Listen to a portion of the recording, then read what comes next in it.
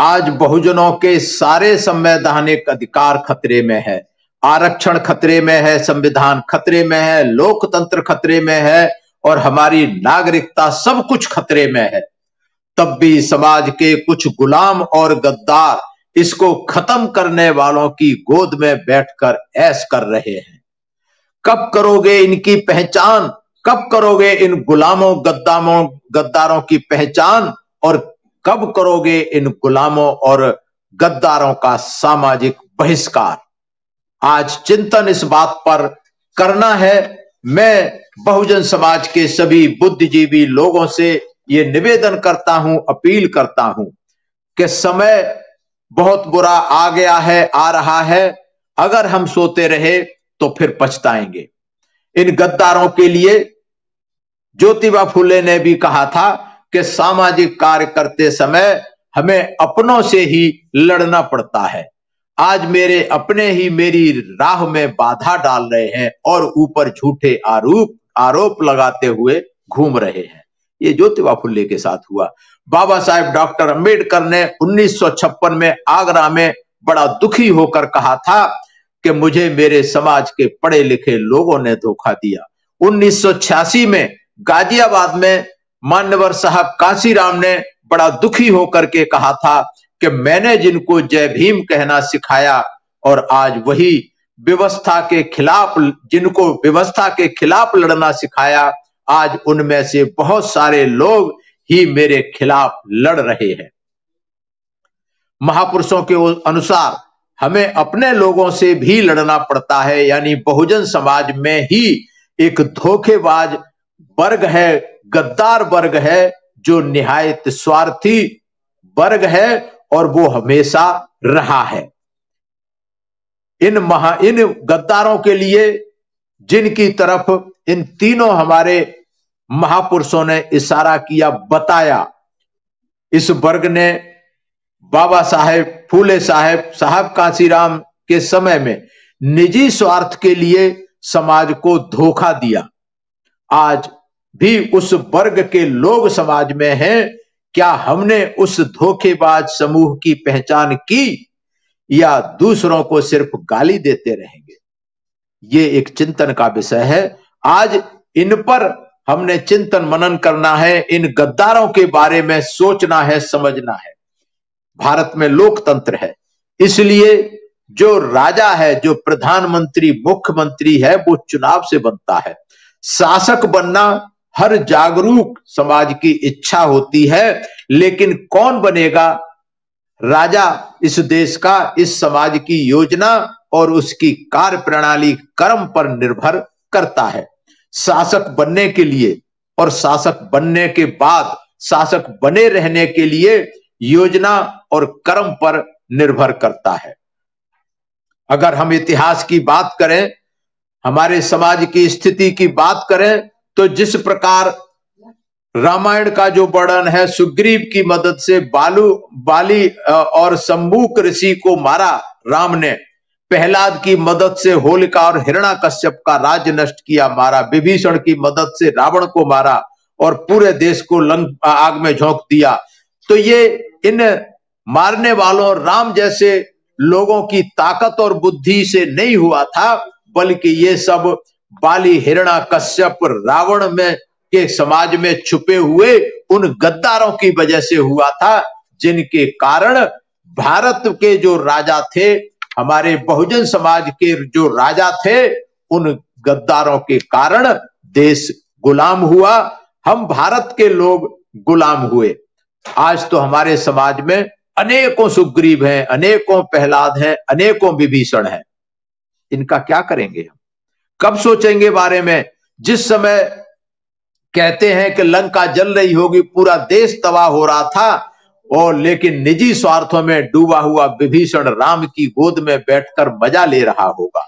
आज बहुजनों के सारे संवैधानिक अधिकार हमारे खतरे में है। हमारा मान सम्मान, अधिकार, स्वाभिमान खतरे में है। महिलाओं की सुरक्षा खतरे में है। इस देश की सुरक्षा खतरे में है। लेकिन तब भी बहुजन समाज के कुछ गद्दार लोग इनके खत्म करने वालों की गोद में बैठ करके उनको हर तरीके से उनके साथ सहयोग कर रहे हैं। और जो बहुजन समाज पार्टी का सामाजिक परिवर्तन का कारवां जो महापुरुषों ने, हमारे नायक नायिकाओं ने एक चलाने का काम किया था, उसको रोकने का काम कर रहे हैं। तो साथियों, समाज के ऐसे गद्दारों की पहचान करना और समाज को इनसे सावधान करना कौन करेगा? यदि ये काम समय रहते नहीं हुआ तो ये समाज फिर से गुलाम हो जाएगा। जहां से बाबा साहब निकाल करके इस समाज को लाए थे, ये समाज पुनः उसी दिशा में पहुंच जाएगा। अगर आप बाबा साहब की बात करें तो बाबा साहब जब संघर्ष कर रहे थे तो उन्होंने समझाने की कोशिश की थी इन शोषितों को, दबे कुचले लोगों को, और कहा था तुम लोग अपनी आंखें क्यों नहीं खोलते? मेरा दिल टुकड़े टुकड़े हो जाता है तुम्हारे इन उदास चेहरों को देखकर और तुम्हारी निराश आवाजों को सुनकर। तुम सिर्फ कराहते आ रहे हो, हजारों सालों से तुम्हें और तुम्हें शर्म नहीं आती। अपनी मजबूरी को अपनी बदकिस्मती समझकर गले से लगा के बैठे हो। क्यों जी रहे हो तुम? तुम्हें तो अपनी मां की कोख में ही मर जाना चाहिए था। तुम क्यों दुनिया को दुखों, गरीबी और गुलामों के बोझ को अपनी सोचनीय तुच्छ और घृणित नरक जैसी जिंदगी से भारी करते हो? तुम्हारा तो मर जाना ही बेहतर है। अगर तुम नई जिंदगी शुरू नहीं कर सकते और अपने अंदर नया जोश नहीं भर सकते, सच तो यह है इस देश के किसी भी नागरिक के बराबर, चाहे वह नीचा हो या नीचा हो, बराबर है, ऊंचा है। तुम्हें भी रोटी, कपड़ा और मकान पाने का जन्म सिद्ध अधिकार है। अगर तुम एक सम्मानजनक जिंदगी जीना चाहते हो तो तुम्हें अपनी मदद खुद करनी होगी। ऐसा बाबा साहब डॉक्टर अंबेडकर ने लिखा है, कहा है। अंत में मैं सिर्फ ये कहना चाहूंगा कि मैं बाबा साहब डॉक्टर अंबेडकर के द्वारा दिए गए अधिकारों और संविधान को बचाने के लिए क्या योगदान दे रहा हूं। हमने क्या अपना समय दिया इस योगदान के लिए? क्या हमने पैसा दिया? क्या हमने अपना हुनर दिया? क्या हमने समाज को पे बैक किया?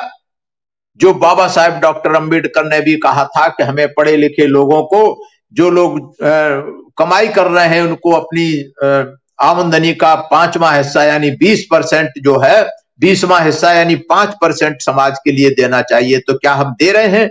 क्या हम टाइम, टैलेंट, ट्रेजरी, जिसके लिए कांसीराम साहब ने कहा था पे बैक टू सोसाइटी, क्या हम कर पा रहे हैं या सिर्फ घर में बैठ करके रो रहे हैं? इस पर चिंतन मनन करने का समय है, योगदान देने का समय है। और क्यों है?